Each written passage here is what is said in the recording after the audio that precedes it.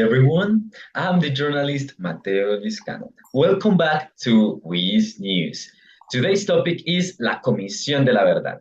Next to me is the journalist María José Mayorga, who is going to tell you what it is about. Hi Mateo, thank you, and hi everyone. Well, La Comisión de la Verdad is a government entity that looks forward to know the truth about the events of the Colombian inner armed conflict.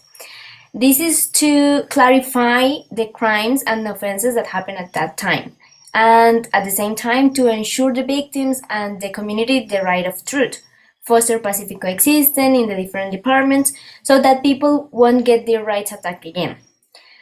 Now, Mateo, would you like to explain what are the main objectives of La Comisión de la Verdad, please? Sure. The first objective is to clarify what happened and provide an explanation of the armed conflict about the less known context as the impact to kids and gender violence. The second objective is to recognize the victims as citizens that had the rights attacked and make sure that it won't happen again. The third objective is to foster pacific coexistence, taking into account respect and democratic tolerance. Mhm. La Comisión de la Verdad also works from different aspects, and one of them is through arts. So today we have some artists that are going to talk about how arts have influenced their healing process of the armed conflict. First, we have from Valle del Cauca, Tai and Luisa. Let's go with them. Good afternoon to everyone. Here I am with Liz Orozco, a spoken woman and leader of this project. Good afternoon. It's a pleasure to be sharing with you today. Can you tell us a little bit more about this amazing project? Absolutely. The podcast series Luz de la Noche is a radio novel that has 15 chapters and in which people who were victims of the armed conflict in Colombia tell their own stories. Who do you want to reach by telling these stories? With these stories, we want to reach all Colombians. That's why each chapter was prepared to connect the audience with those moving experiences. The idea is to transport the listener to the different situations and scenarios of the main characters that narrate their What is story. the main objective of this project? What we want is that all people who were victims of the armed conflict can tell their own stories, and that all Colombians can learn about the process and the war done with the victims and the communities that lived through that events in the country. Now, what can you tell us about the illustrations? The illustration is very beautiful. Each of the chapters has an almita, which is the center of the story of the person who tells his story. Isabel, the illustrator, did a spectacular job. She communicates what makes people put themselves into the shoes of the victims. Thank you so much for sharing with us about this wonderful project. I'm glad to do it and I invite you all to watch this beautiful project.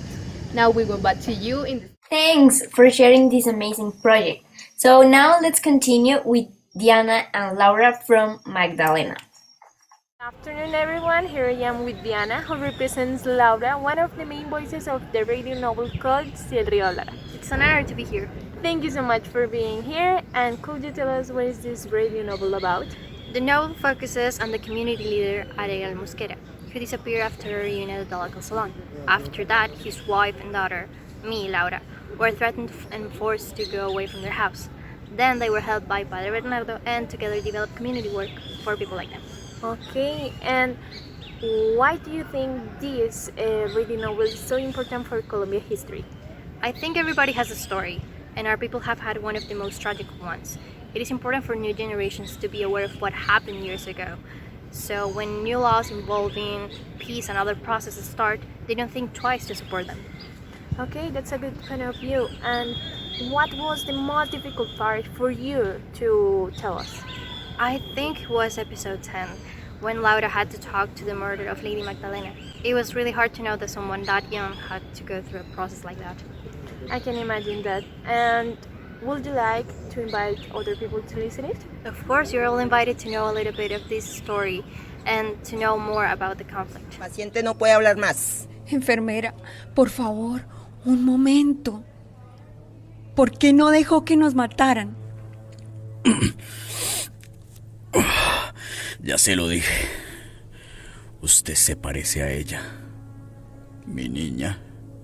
Mi pobre niña. La quise tanto y no la pude salvar. Hey, thank you so much for being here.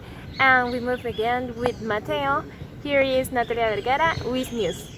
Thank you. What an amazing story.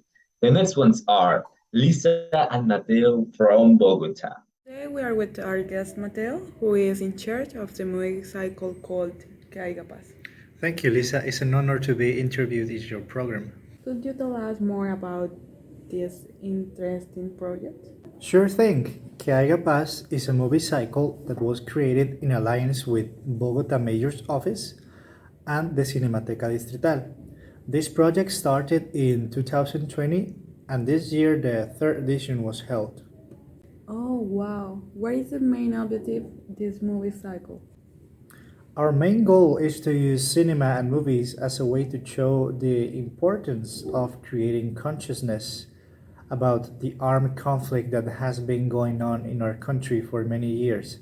We also wanted to show different aspects than the ones we usually see in television, like armed actors and crude violence we see every day. What are the different aspects shown in these movies? So we have racism, patriarchy, devious politics, impunity, and many other aspects that have been recognized for many years as part of the ongoing armed conflict in our country. That sounds very awesome. Is there any movie from this cycle you'd like to recommend? Actually, all the movies are very good. You should watch them all. However, my favorite is El Sueño de Benicio. This movie tells a story about three social leaders who join forces despite their differences and help their community struggling with violence and territorial conflicts. I will make it sure to check it out. Thank you for your time, Mateo, and I hope Que Haya Paz becomes a total success. Now we go back to you in the studio. Thank you. That sounds awesome. Now, from Caquetá, we have Jorge and Gloria Belén. Thank you, María José. Now I'm in Belén de los Anaquíes with a teacher from la Escuela Audiovisual Infantil de Belén de los Anaquíes. Hello everyone, my name is Gloria Belén and I am in representation of the project Historias de Adultos Narradas por Niños. It's really a pleasure being here with you. So, what can you tell us about this amazing project? In collaboration with the kids from Belén de los Anaquíes and Los Aletones, we decided to talk about the history of Yolanda, Gamaliel, Gloria, James and John, who are citizens of San José del Fragua, Belén de los Anaquíes, and Florencia. And how this project works?